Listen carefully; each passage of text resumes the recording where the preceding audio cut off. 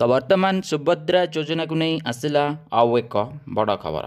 तेज आपण मैंने जानते जे किछि दिन पूर्व सुभद्रा योजनार शुभारंभ कर सारे तेज समस्ते यही योजन लाभ पाइबापी अपेक्षार रही।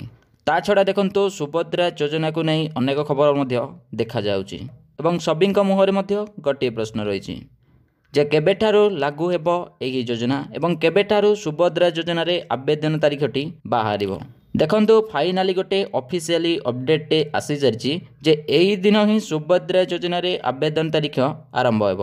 तेबे केउ डेट रे आरंभ हेब एवं कोन रही इनफॉरमेशन वीडियोटी को शेष पर्यंत देखंतु पूरा इनफॉरमेशन पाई परिबे। आम चैनल सह जोड़ी रही गले एबे चैनल को सब्सक्राइब करी पाखरे थिबा बेल आइकन को ऑल उपरे सिलेक्ट कर दियंतु। एबे आम मुख्यमंत्री श्रीजुक्त मोहन चरण माझी सुभद्रा योजना को नहीं कले एक बड़ घोषणा जहाँकि मुख्यमंत्री कहवा अनुसार सेप्टेम्बर 17 तारिख में राज्य में लागू कर सुभद्रा योजना। तेबे एही दिन प्रधानमंत्री नरेंद्र मोदी जन्मदिन होइतिबा हेतु सुभद्रा टंका रिलीज कर अपडेट देखा मिली।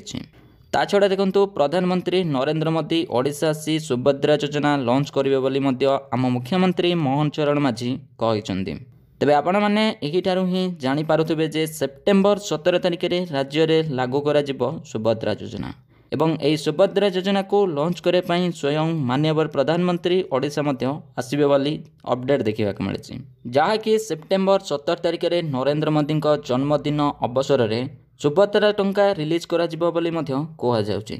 या छड़ा देखंतु किछि दिन पूर्व उपमुख्यमंत्री प्रभाती परिड़ा सुभद्रा योजना को नहीं एक बड़ बयान देइथिले। से कहिथिले जे सुभद्रा योजना रे कैबिनेट मोहर बाजिबा परे एही योजना ड्राफ्टिंग स्टेज रे रहिछि एवं उपमुख्यमंत्री एहा मध्य कहिथिले कि आसंता 100 दिन भितरे राज्य रे लागू करा जिवो सुभद्रा योजना।